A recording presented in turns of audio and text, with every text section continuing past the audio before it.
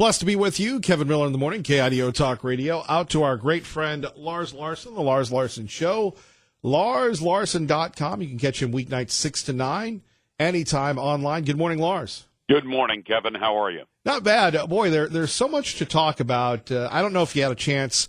Now, you have a life over the weekend. You usually kind of chill out, but you're always plugged in. I was watching some of the South by Southwest coverage down in Austin, Texas. Don't know if you had a chance to hear some of the Democratic hopefuls and what they were yapping about. I did not, because I spent the weekend with my granddaughter, who is almost 3 years old, and she's a full-time occupation when you're with her because she occupies your time because she's a very active little almost 3-year-old. She turns 3 on April Fool's Day. And so, and she's a lot of fun. So I kind of, I took a look at Twitter a couple of times during the weekend, but I pretty well disconnected over the weekend. Well, that's always good to disconnect. I had a chance to watch some of the shows, and it was amazing to me just how socialism is so matter-of-fact with these folks, particularly, and these guys are long shots. You've got the representative from Hawaii, the former congressman from Maryland, the mayor of South Bend, Indiana, where they just so casually talk about eliminating the corporate deduction for health care and how we could give Medicare and Medicaid for all, and yet really without a concept of how they're going to pay for these wishful programs. Well, and why would you eliminate the deduction of a business expense that you pay as part of the compensation for your employees? And what they seem to miss is, let's say you took that deduction away. The company you work for, I imagine, provides you with health care, health insurance. If all of a sudden, and usually it's about $1,000 per month per family. It can be more, it can be less, but that's about the average. It can run as much as a couple of $1,000 a month. If the company you work for, Kevin, is told that anywhere from $12,000 to $24,000 they're paying on behalf of Kevin Miller is no longer a deductible expense, they will probably say, that's all right, then we're dropping health insurance coverage. We will hand our employees the same amount of money that we were giving them for health insurance, and paying it to them as salary, it is then a deductible expense again.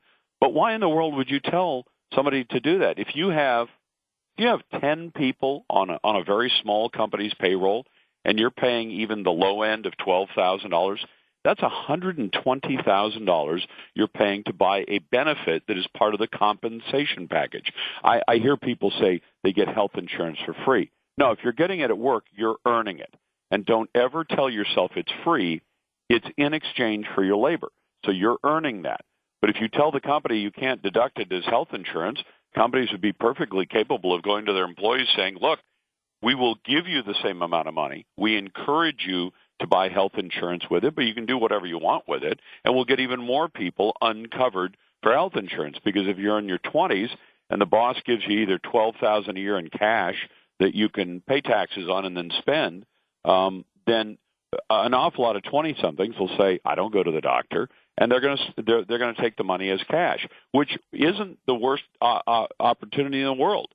And those in their 30s and 40s and 50s will be less likely to do that. Most of us understand that at my age, your age, you need to have health insurance.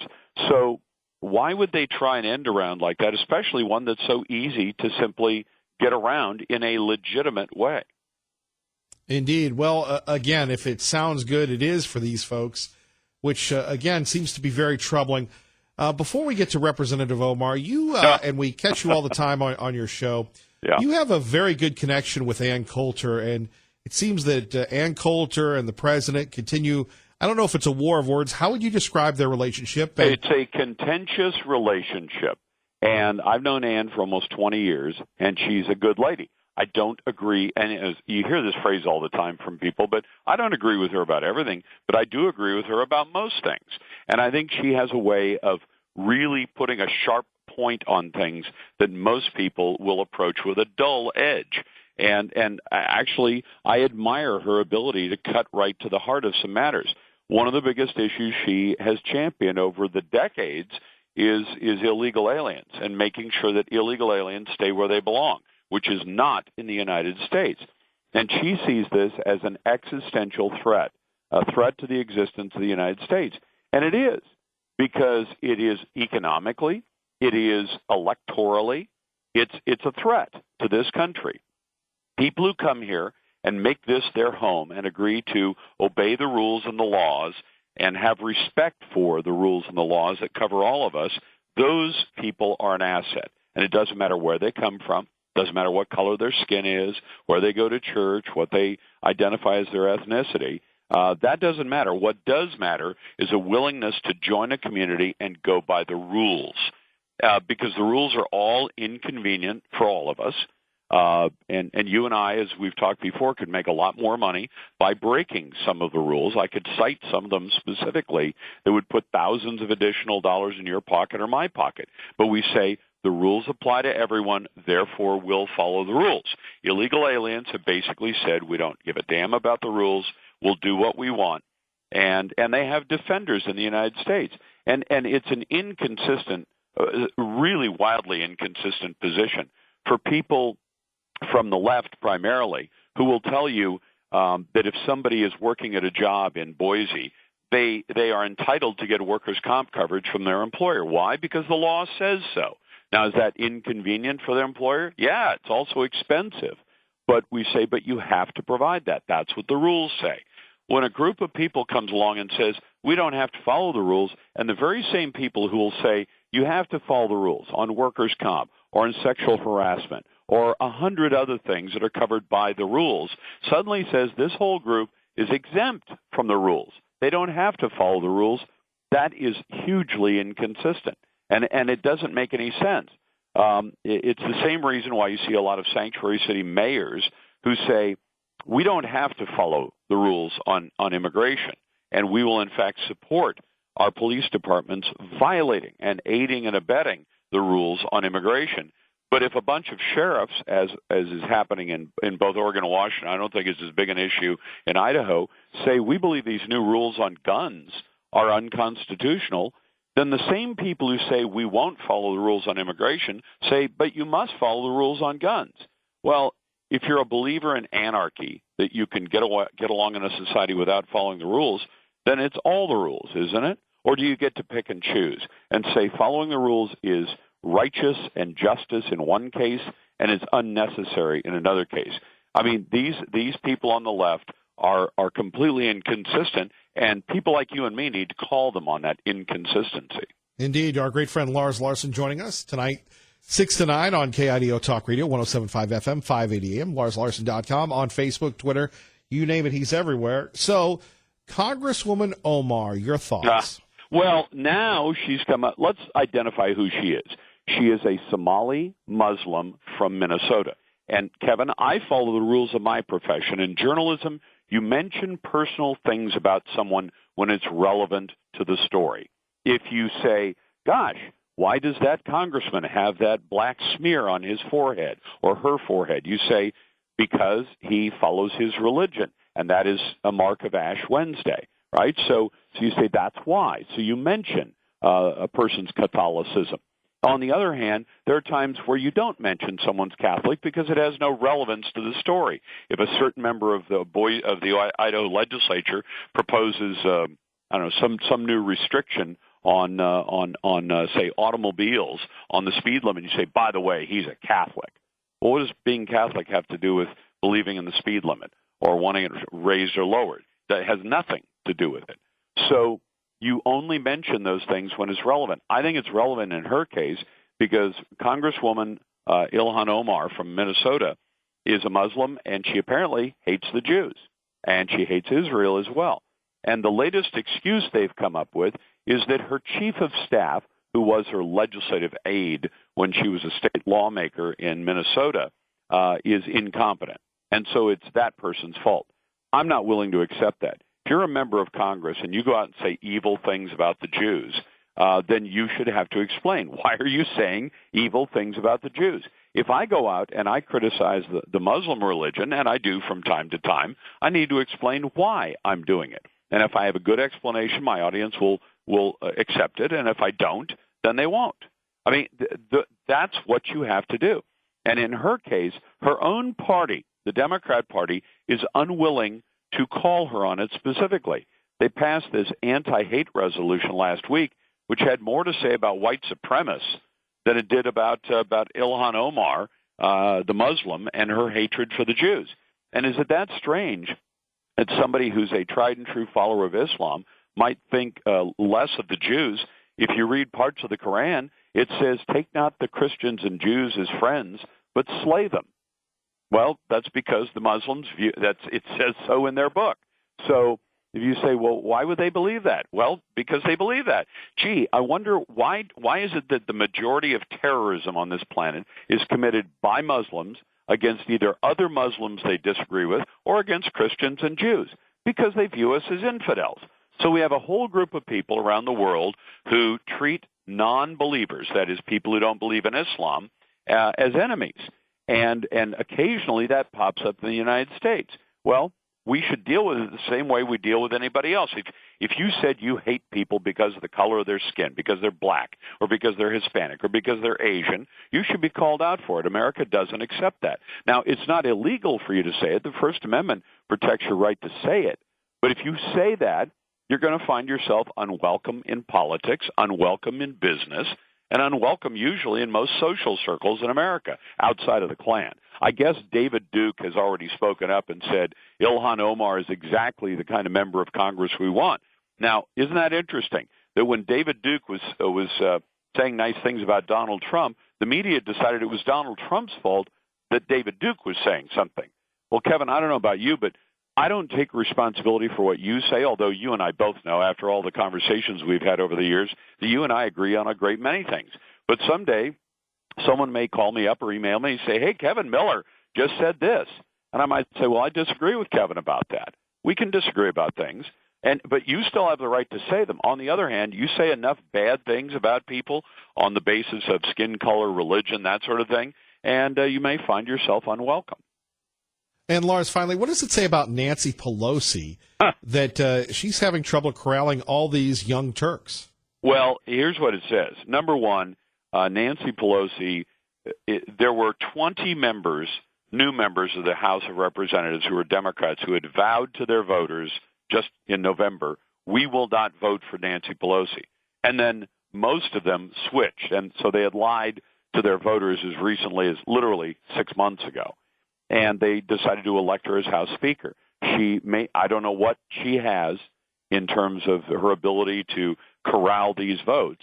I don't know what kind of threats she can bring or what, but she apparently caved in. And now she's apparently caving in to Ilhan Omar. She's afraid to call her out. She's afraid to call out Alexandria Ocasio-Cortez for her insane level of socialism. And you know, the fact that Nancy Pelosi lives in California, but she should be, as a senior member of the House of Representatives, she should be concerned about the whole country. AOC cost the New York area 25,000 jobs with an average paycheck of $150,000 a year. Now, when you do that kind of destructive act to your own home district, you ought to get called out for it. And the rest of the party, unless they want to embrace this nonsense, they ought to turn around and say she's wrong. But you see, they don't want to say she's wrong because for some reason she is the flavor of the moment, not only for Democrats but for younger voters. And Nancy Pelosi is scared to death to challenge her. Well, scared to death and House leader are not, phrases that ought to go in the same sentence. If you can't stand up for whatever principles the Democrat Party today represents, then you shouldn't be called a leader in the Democrat Party. You should step down and let somebody lead who has the capability. Ocasio-Cortez is now saying that capitalism is irredeemable. Kevin, capitalism, to paraphrase the late great Milton Friedman, is the only thing found so far that lifts people out of grinding poverty into prosperity. And America is a prosperous nation because it's a capitalist nation. You want socialism? Try Venezuela, where the inflation rate is 1,000,000%, and you can't buy either bread or toilet paper or gasoline. Try Castro's Cuba, more communist than socialist, but, as Lenin said, socialism is always followed by communism. In other words, socialism is just a stepping stone to full communism. And if people hear those and they think, well, you're just using nasty words. No, I mean the words because this is what I do for a living. I talk for a living. Socialism means government control and regulation of of what we like to think of as the private sector. And if you say, well, Lars, give me an example of that. Okay, I'll give you an example of that. Obamacare, which essentially had the government taking ownership of a very important part of our economy, health care and health insurance, that is $1 out of every $6. So if somebody in your audience is sitting there with $60 in his pocket, $10 of that is health care and health insurance. The government took control of that under Obamacare, and it did a tremendous amount of damage to America. And now people like AOC are saying, let's give the government all the control. Let's make it Medicare for all. Oh, so that means, Kevin, you and I and everybody else in America will, by law, be forced into the same system under the same government that has so miserably failed our veterans in the VA. The VA that has literally killed people by making them wait for medical care that they couldn't have waited for, because waiting for it means you die. Do you really want to turn your health care of your family, the people you love, over to a government bureaucracy? Government bureaucracies can't do anything right. And if anybody disagrees with that, tell me a bureaucracy that you admire. Do you admire the multi-billion-dollar loser of Amtrak? They can't run a train system. And we've been running trains as human beings for 150 years. The government can't run a train system even to make it break even. They can't run the post office to make it break even. Most of us, when we encounter a government bureaucracy, if it's the only game in town, like the DMV, and you walk in, tell me who was the last person you know that was impressed by the level of service you got at the DMV. And so when I see that the government can't run the postal service in a way that actually even breaks even, they lose billions of dollars, and yet somehow FedEx and UPS and other companies, private delivery companies, do it just fine. They not only do it, but they make money doing it, and they pay taxes doing it. Postal Service does not. So you want healthcare run that way? That's what AOC has in mind for you, because she suggests that capitalism is irredeemable. Well, tell me the system you'd like to live under. If you really want to experience it, have somebody from Boise hop on a plane and fly down to Venezuela and experience the glories of socialism. They'll probably advance their ticket and fly back as soon as they possibly can. Lars Larson, tonight at 6. We always appreciate you, brother. It is my pleasure, Kevin. Take care and have a great week. You too. Our great friend Lars Larson joining us. Coming up next, Alexandria Ocasio-Cortez has this to say about Ronald Reagan, calling him racist. That's right. Plus your calls on the Stop Socialism Express continues on KIDO Talk Radio. And we go to the phones. Joining us now, the publisher of the Gem State Patriot, Tea Party Bob. Good morning, sir. Morning to you. You know, I really wish you would not mention my name in the same breath as Alexandria Ocasio-Cortez, because we do not have the same ideas on corporations whatsoever.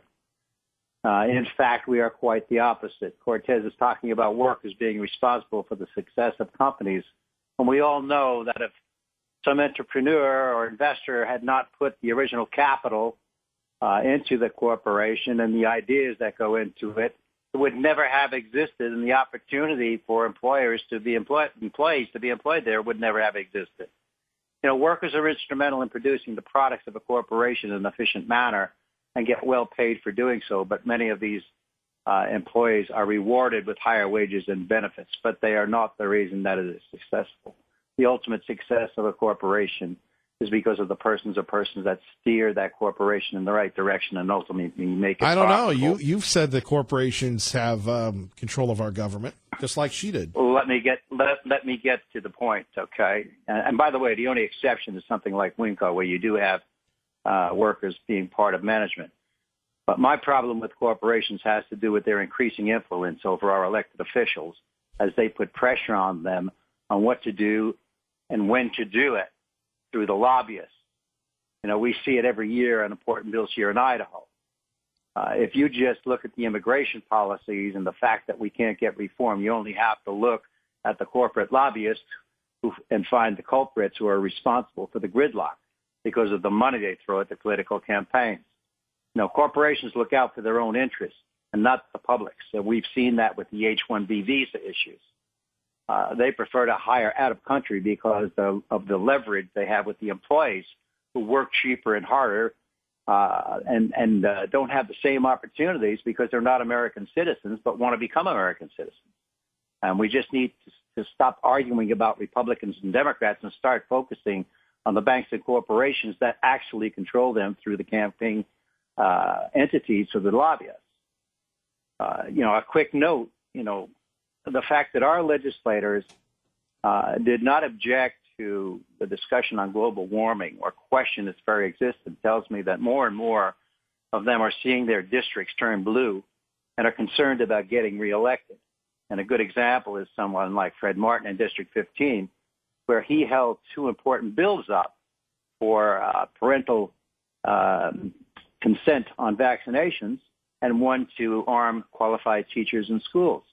Well, we're going to see more of this as the Treasure Valley continues to be infiltrated by more liberal people and becomes a more liberal atmosphere. Again, don't mention me in the same I don't name. know. By the way, you sound pretty tired this morning. I spent my whole day yesterday packing, and it's been a long week for me. So you're serious about packing? You're going to be leaving us? Well, let's put it this way: I'm not leaving the state, but I'm trying to leave this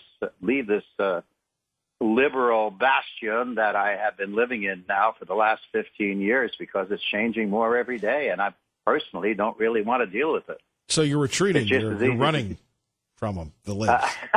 No. I'm just running to get out of where I am to someplace where it's more comfortable. Well, fair enough. I mean, you can understand that. You're out in Star. You're in a nice area out there. They haven't turned liberal yet. I don't know about that. Anyway, Tea Party Bob, God bless. Great to hear from you. You too. You have a good day, my friend. All right. He does sound a little tired. You're listening to 107.5 FM, 580 AM, KIDO Talk Radio. Good morning, Maggie. Good morning, Kevin. Out to Jeff Manasso, Fox News Wheels, Fox Wheels. Jeff Manasso, good morning. Hey, good morning, Kevin. Happy Monday. Happy Monday to you. So what's the latest when we're talking about automobiles? I was looking at, this was March of this year, actually. Peak cars.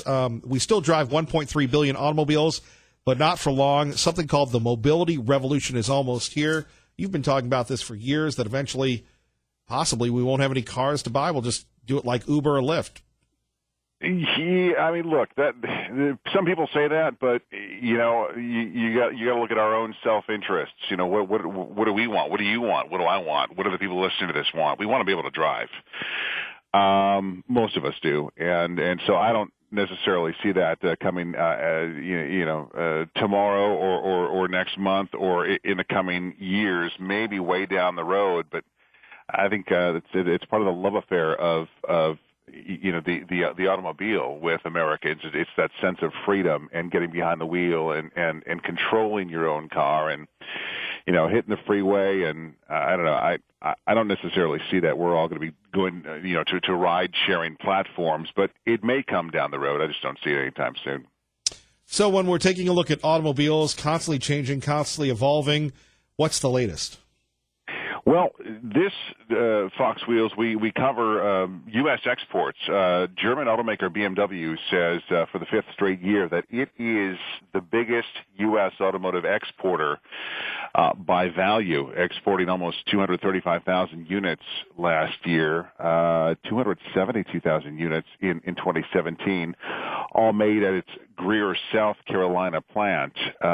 This is a plant that produces the X3, X4, X5, X6, and X7 models, makes a lot of them, and obviously sells a lot of them. And by value, it's saying that it's got about $8.4 billion in exports from the United States. It's hard to gauge what American automakers have done. The latest available data, according to 24/7 Wall Street, from a couple of years back, Ford, GM, and Daimler Chrysler, or Fiat Chrysler, I should say, they also exported high numbers of vehicles. But when you talk about value, BMWs are obviously more expensive, and so. but it's great they're being made here in the USA and providing jobs to folks here in this country who need them. We also cover the number of pedestrian deaths, people killed on U.S. roads, people walking, people riding their bikes, etc. The highest in 28 years.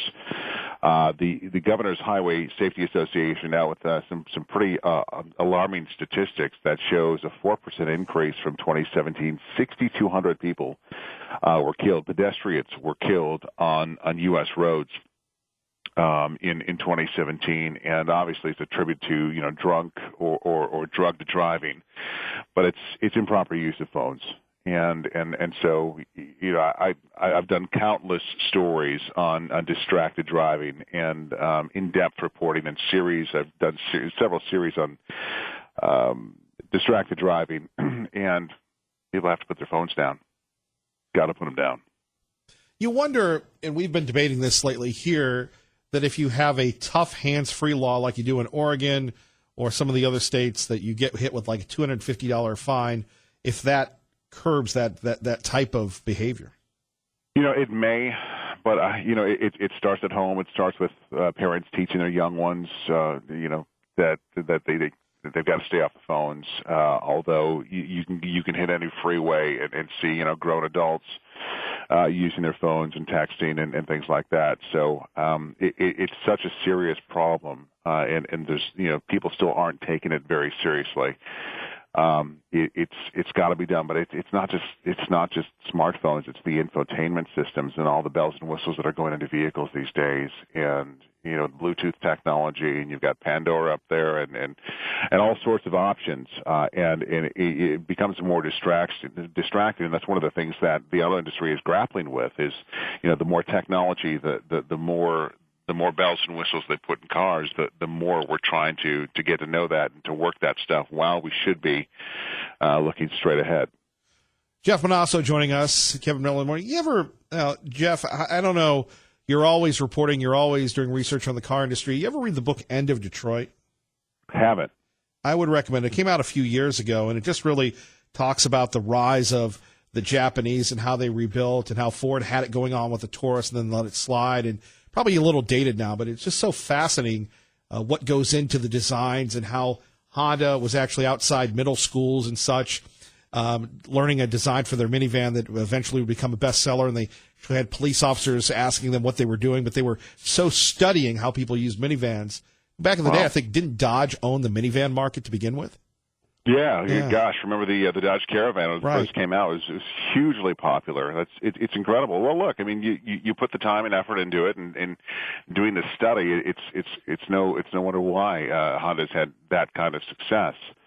Yeah, but it's just a highly recommended book. I read it a few years ago, and I think I'm going to actually go back and reread it again. Just one of those fascinating things when you find out the science that goes behind it. And you find that out when you talk to these big folks. Yeah, I mean, there's the technology. Studying technology, like Ford, I recently covered something that they're doing with this simulation process, where they're using this type of 3D technology to scan and study bodies and movements, and the distance from your arm to, like, say, the radio dial, and they're trying to recreate a more form-fitting, easier compartment for drivers. And technology is cool, and the more studying, obviously, I think it helps us out in terms of our experience, our comfort level, perhaps even safety. The safety tech that's going into vehicles these days, and the way that they're designed. I mean, it's light years away from where it was when Dodge came out with that Caravan back in the early 1980s, for sure. Jeff Monosso, as always, sir, we appreciate you, brother. You too. Thank you. Thank you, Jeff Monosso on Cars. By the way, just how crazy and wacky and zany are the 2020 Democratic presidential hopefuls? Castro told the South by Southwest Festival in Austin that if he's elected president, he would create a task force to explore reparations. I believe that we should because I don't think that this country is ever going to truly heal from that original sin. The former Housing and Urban Development Secretary's stance separates him from his rival, Senator Bernie Sanders, who recently told ABC's The View there are better ways to address reparations than writing out a check. In Washington, Rachel Sutherland, Fox News. So here you have it, a former cabinet secretary actually advocating for reparations. I favor basically breaking it apart and reconstituting it. If what people mean by abolishing ICE is that we're not going to have any enforcement anymore, then no, we're always going to have enforcement. Right, but we're going to give reparations and we're going to break and reform ICE. One more time, remember, these are the folks that want to be the next commander-in-chief. Could you imagine supporting a president that wants to pay reparations and demolish ICE? I favor basically, breaking it apart and reconstituting it. If what people mean by abolishing ICE is that we're not going to have any enforcement anymore, then no, we're always going to have enforcement. There we have it. We're always going to have enforcement. But what type of enforcement? When people come here illegally and you're just going to give them a demerit?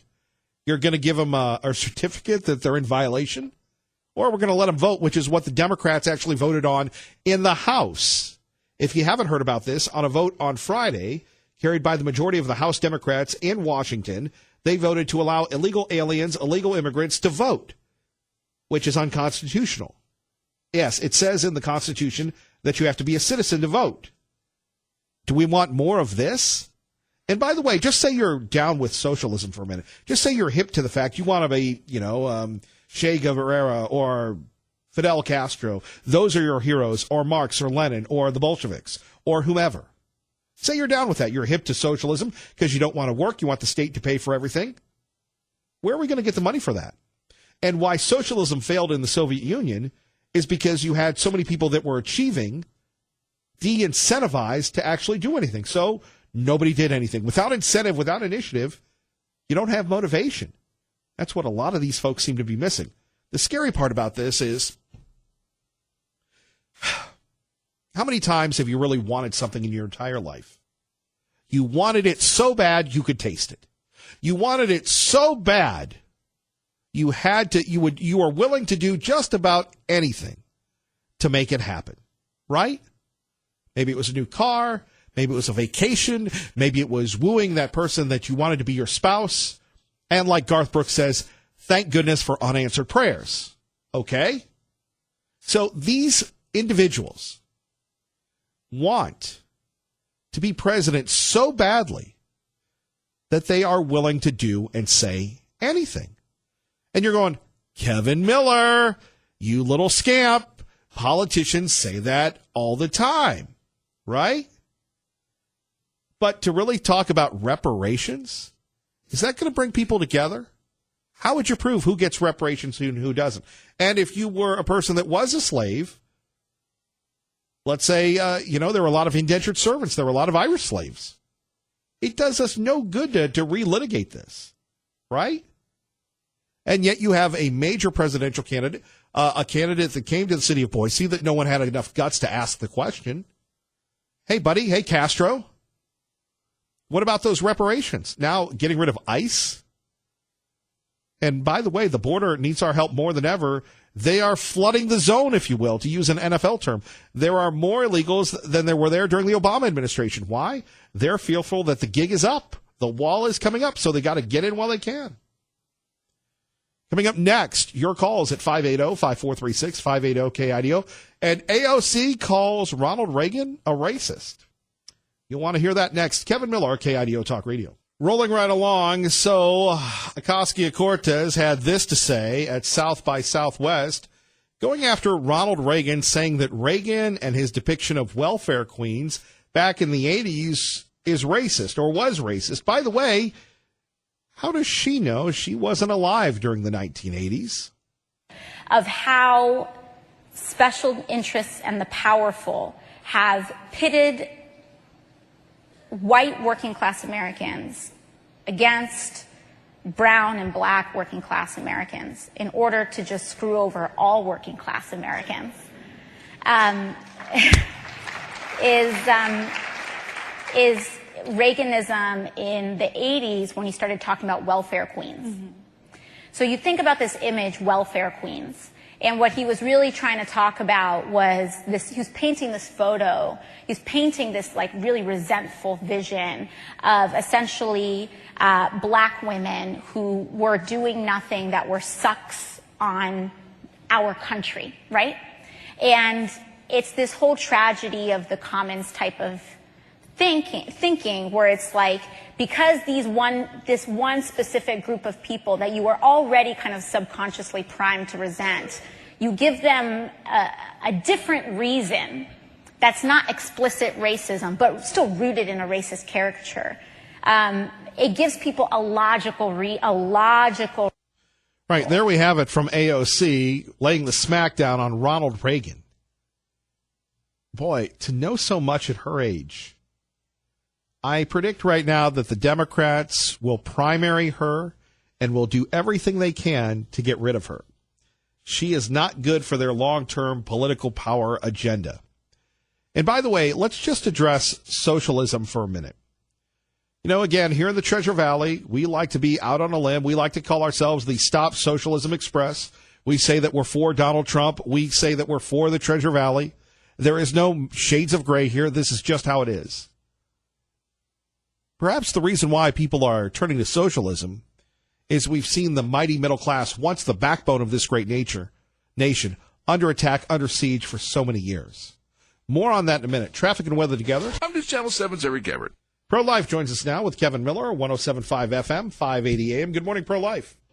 Yeah, you know, if they got rid of AOC, what would happen is there would be another candidate. They're all going to be like this now from here on out, because the Democrats are going to take the social science graduates from the universities and economic people like her, and they are just totally materialistic, atheistic, communistic, and no kind of sexual morals whatsoever.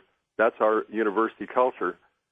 And that can come to right here to Boise State. We're going to get a new president. So if our Board of Education chooses somebody, and there's somebody coming here from applying from Santa Cruz, you know, University of California, Santa Cruz, that's probably the most liberal campus in the world.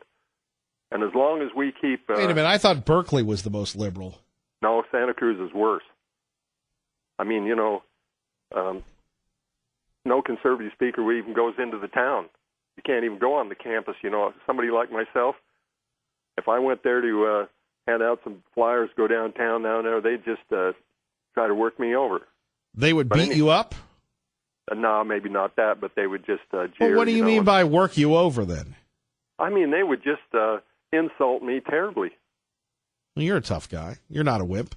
Well, I could take it, but, you know, I could go to Evergreen College in Olympia, and, I mean, they are just, that's Communist Party University. And those kind of people are coming into the universities into Boise State, you know.